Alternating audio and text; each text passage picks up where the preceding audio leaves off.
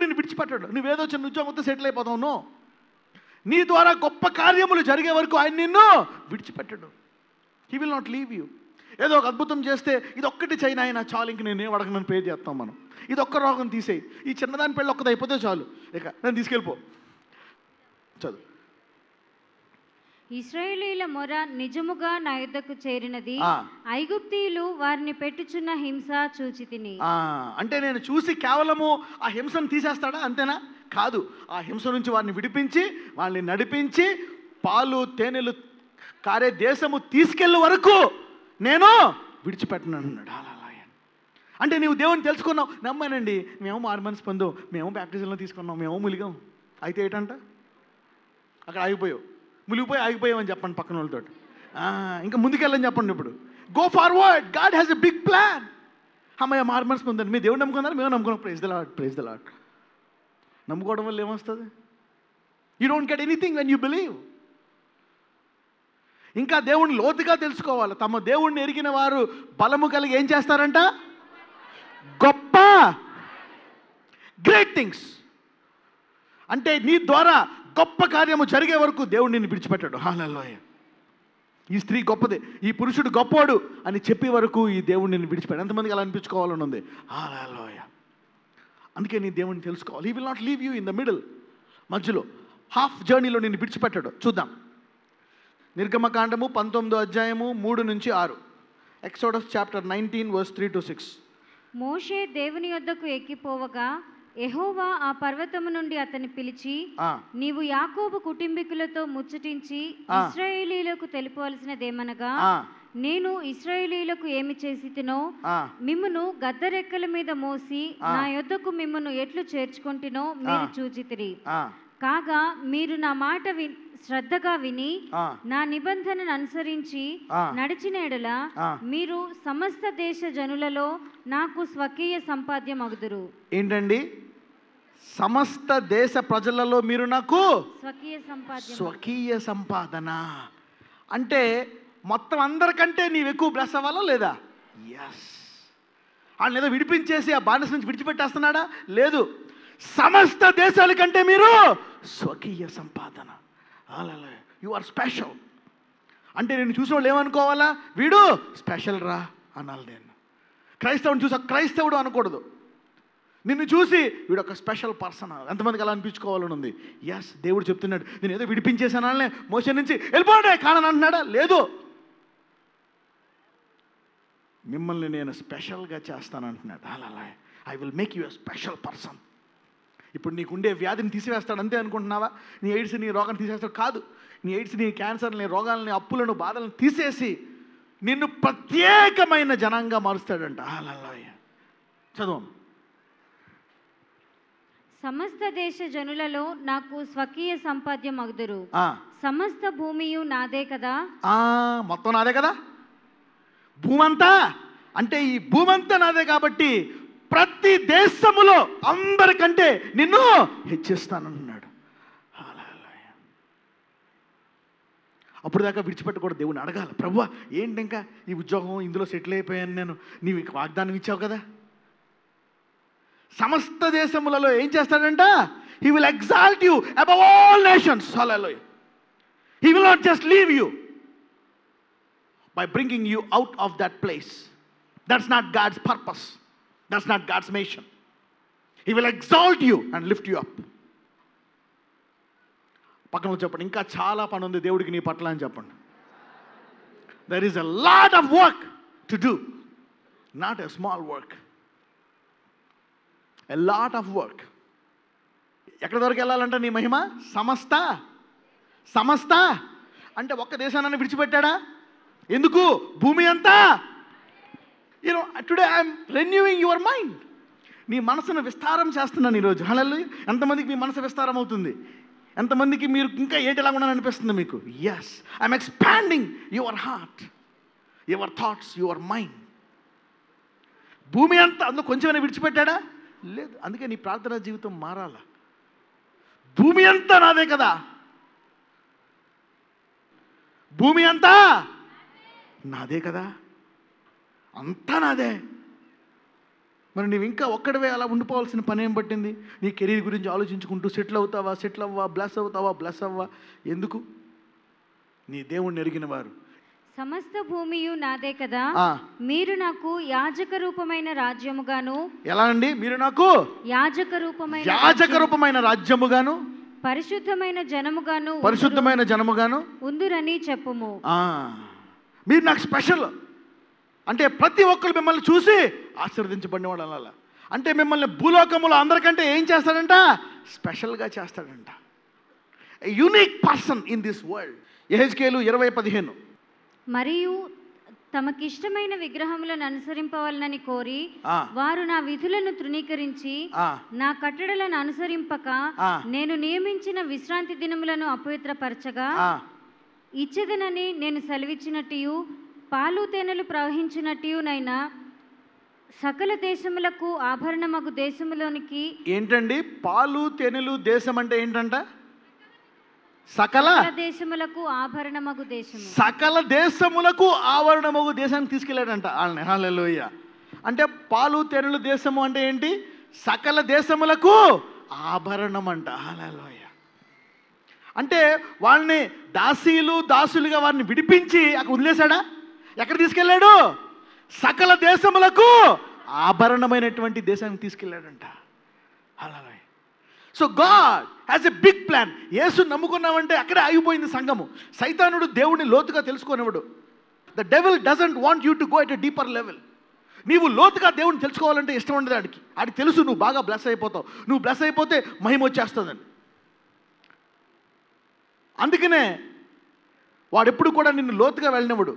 కానీ ఈరోజు నువ్వు లోతుగా వెళ్ళిపోతున్నావు. హల్లెలూయా. అందరూ చెప్పండి, ఈరోజు నేను లోతుగా వెళ్తున్నాను. ఎస్, నేను దేవుని లోతుగా తెలుసుకోబోతున్నానండి. When you go deep you can take off deep stuff and become a big great man. సకల దేశములకు ఆభరణమయ్యే దేశం. ఎంతమందికి వెళ్ళాలనుందా దేశము?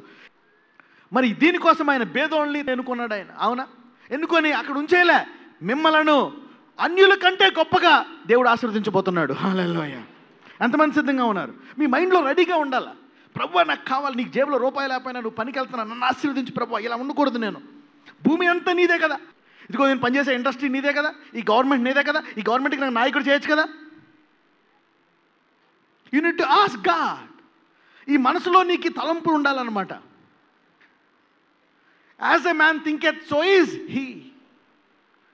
నీవు ఆలోచించే విధానం బట్టి నీవు నమ్మిన ప్రకారము నీకు కలుగును గాక. పక్కన చెప్పు, నీ నమ్మిక ఒక్కటి మార్చుకోనండి, మొత్తం మారిపోతుందనండి. Change the way you think, it will change your life. Change the way you think. నీ తలంపులను మార్చుకో, నీ జీవితాన్ని దేవుడు మార్చేస్తాడు. హల్లెలూయా. ఈ వాక్యం విన్న వాళ్ళంతా ఐశ్వర్యవంతులు అయిపోతారు. హల్లెలూయా. నువ్వు 10th ఫెయిల్ అయినా, ఇంటర్ ఫెయిల్ అయినా, 8th ఫెయిల్ అయినా, 7th ఫెయిల్ అయినా సరే కోటీశ్వరుడు అయిపోతావు నువ్వు. హల్లెలూయా. నీకు ఏ ఆధారం లేకపోయినా, ఒక పూట గతి లేకపోయినా సరే ఈ రోజు నుంచి బ్లెస్ అయిపోతావు. హల్లెలూయా. ఇప్పుడు దాకా ఈ రోగం తగ్గదో, నువ్వు బాగుపడవని సైతం ఎన్ని అబద్ధాలు చెప్పినా సరే నీ రోగాలన్నీ తగ్గిపోతాయి. హల్లెలూయా. నీవు ఆరోగ్యంగా తయారవుతావు, దీర్ఘాయువుతో బతుకుతావు నువ్వు. Hallelujah. You will live long and live strong and do great things for God. Hallelujah. అదే నిర్గమకాండము 29వ అధ్యాయము 45 నుంచి 46. ఎక్సోడస్ 29, 45-46. ఎక్సోడస్ 29, 45-46. నేను ఇశ్రాయేలీల మధ్య నివసించి వారికి దేవుడనై ఉందును. చూడండి, ఆయన వదిలేసి వెళ్ళిపోతాడా? వెళ్ళిపోడు. విడిపించేసి వదిలేసాడా? నేను వెళ్ళిపోను, మీ మధ్య నివసించి మీకు దేవుడై ఉంటా. నా కష్టం నుంచి విడిపించిన ఆయన విడిపిస్తాడు. విడిపించి వదిలేస్తాడా? వదిలేయలే. ఒక్కసారి మొరపెట్టి, he will never leave you. ఆయన వారి మధ్య నివసించి ఎలా ఉంటాడంట? అందరూ చెప్పండి, ఈ రోజు నుంచి దేవుడు నా జీవితంలో, నా కుటుంబం మధ్య జీవించి మాకు తోడుగా ఉంటాడు. ఎస్, చదవండి. తోడుగా ఉంటాడంటే ఇప్పుడు దేవుడు ఎల్లప్పుడూ తోడుగా ఉంటాడా? కష్టాలు వచ్చిన బాధ అలాగే ఉంటావా? లేదు. ఆభరణము లాంటి జీవితాన్ని జీవించబోతున్నావు నువ్వు. హల్లెలూయా. ఎ పర్ల్స్ లైఫ్. పాలు తెల్లకాల దేశం అంటే ఎటువంటి దేశము? అన్ని దేశముల్లో ఆభరణము లాంటి దేశం అది. చదవము. కావున నేను వారి మధ్య నివసించినట్లు ఐగుప్తు దేశములో నుండి వారిని వెలుపలికి రప్పించిన తమ దేవుడనైన యెహోవాను నేనే అని వారు తెలుసుకొందురు. నేను వారి దేవుడనైన యెహోవాను. అది నేను వారిని విడిపించి వారి మధ్య నివసించి వారిని ఆశీర్వదించి వారిని ఆభరణం వంటి దేశంలోకి తీసుకెళ్ళి వారిని ప్రత్యేక జనాంగముగా చేసి అన్ని దేశముల కంటే ప్రత్యేకంగా చేస్తానంట. అప్పుడు దాకా దేవుడు విడిచిపెట్టాడు. 2000 సంవత్సరాల క్రితము భారతదేశానికి సంఘానికి సువార్త అందింది. వీళ్ళు ప్రత్యేకమైన వాళ్ళు అనేటువంటి ఒక విషయము బయటికి వచ్చిందా? రాలేదు. అద్భుతాలు లేవు, అది లేవు, మేము పరిశుద్ధాత్మనామో ఈ వారం లేదు, అవి జరగవు, స్టింకింగ్ స్మెల్. 2000 years 2000 సంవత్సరాలు వేస్ట్ అయిపోయాయండి. దేవుడు అంటున్నాడు ఇక టైం లేదు, త్వరగా బ్లెస్ అయిపోవాలంటున్నాడు. హల్లెలూయా. ఎంతమంది త్వరగా బ్లెస్ అవ్వడానికి సిద్ధంగా ఉన్నారు? హల్లెలూయా. పక్కన చెప్పండి, మన పితరులు 2000 సంవత్సరాలు వేస్ట్ చేశారని చెప్పండి. నువ్వు 2 సెకండ్లు కూడా వేస్ట్ చేయకని చెప్పండి. Yes, you don't waste 2 seconds also. 2000 years they have wasted. ఈ పాటికి క్రైస్తవులంటే అభరణాలు భారతదేశంలోనే పేరు రావాలా లేదా? అప్పుడు దాకా దేవుడు విడిచిపెడుతున్నాడా?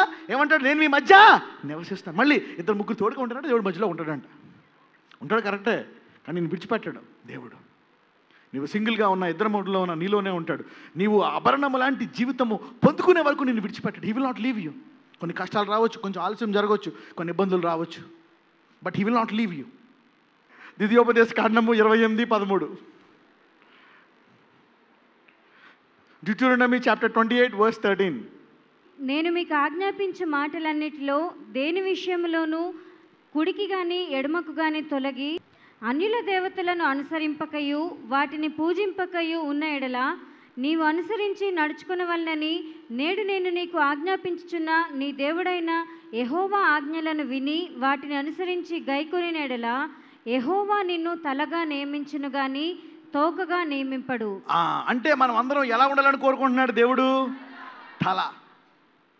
అంటే ప్రతి కాలేజీలో నువ్వు ప్రిన్సిపాల్ టైప్లో ఉండాలి, ప్రతి స్కూల్లో, ఇంట్లో, ప్రతి దాంట్లో తలగా ఉండాలంట. అంటే ఈ పాటికి క్రైస్తవులను చూసి ఏమనాలా? భారతదేశంలో ఎలా ఉండాలా క్రైస్తవులు? తలగా ఉండాలా.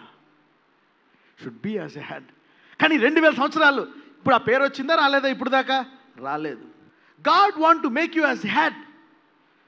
ఈరోజు నీవు తోకగా ఉన్నావా? ఈ వాక్యం విన్నప్పుడు అంటున్నాడు, ప్రభువా నీవు నాతో ఉన్నావు, నేను ఇంకా ఎందుకున్నాను? నీకు రోషం రావాలా, నీకు రోషం రావాలా, బాధ అయ్యాలి. ఇంకా ఎందుకున్నాను ప్రభువా, ఇంకెంతకాలము? అందరూ చెప్పండి, ఈ రోజు నుంచి నేను తలగా మారిపోతాను. భూమి అంతా నా దేవుడిదే కదా, డబ్బంతా ఆయనదే కదా. ఈ రోజు నుంచి నేను ఆరోగ్యవంతుడిగా జీవిస్తాను, శక్తి అంతా ఆయనదే కదా. Yes, health belongs to God, wealth belongs to God. మరి దేశంలో బతికితే రాజాలాగా ఎవరు బతకాలా? నీవే.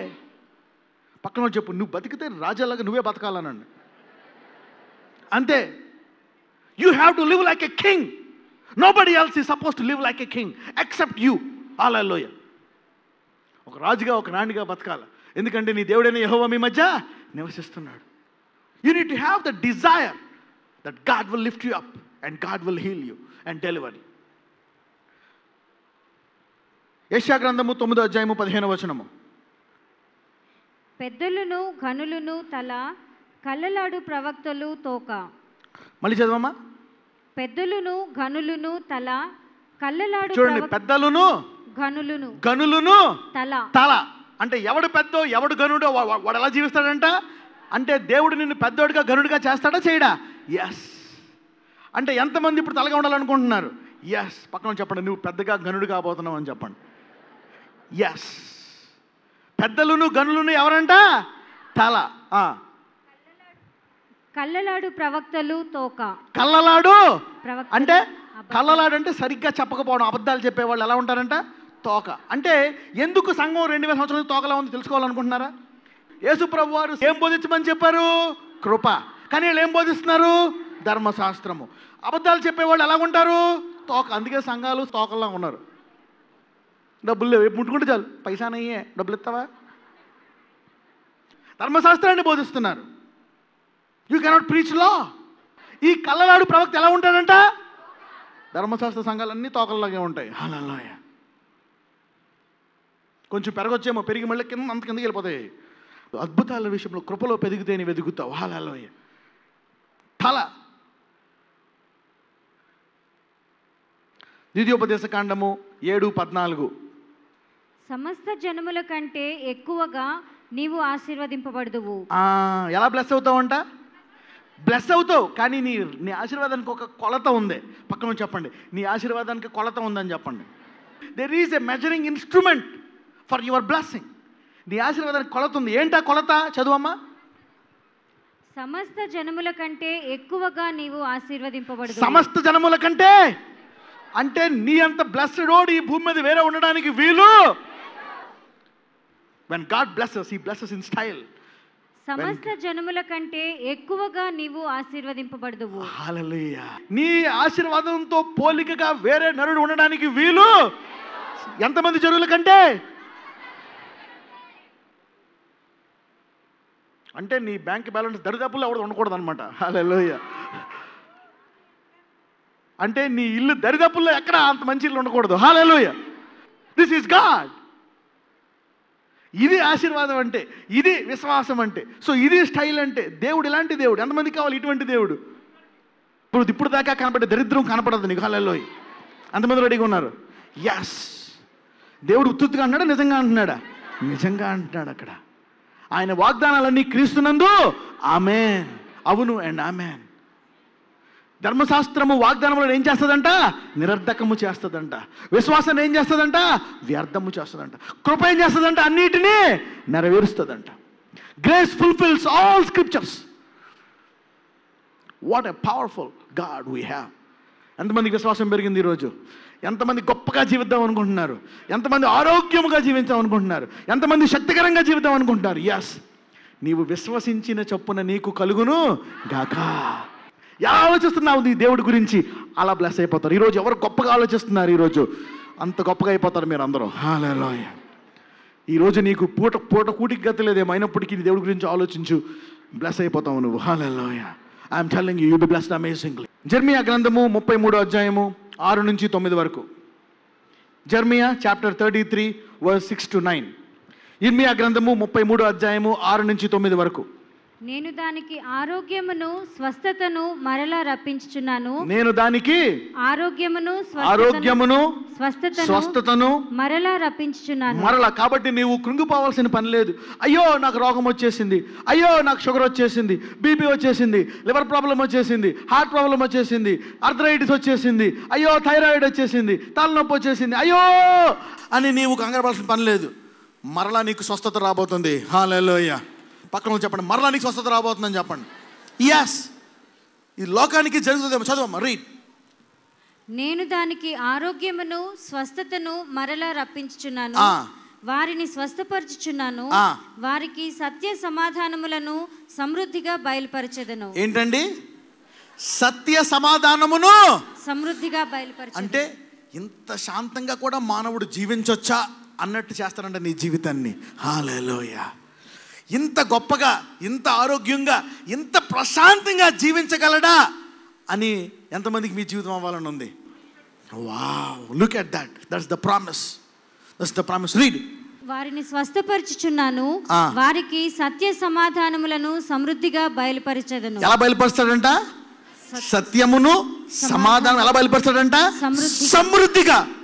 అంటే వేదనలు, దురలవాట్లు, ఇబ్బందులు, యాక్సిడెంట్లు, లోపాలు, కోర్టు కేసులు, పోలీసు కేసులు, అత్తాకోడళ్ళ గొడవలు, సొసైటీ గొడవల్లో ఏమీ ఉండవు. పరిపూర్ణ సమాధానము. హల్లెలూయా. పక్కన చెప్పండి, నీకున్నంత మనశ్శాంతి లోకంలో ఎవరికి ఉండదని చెప్పండి. ఎస్.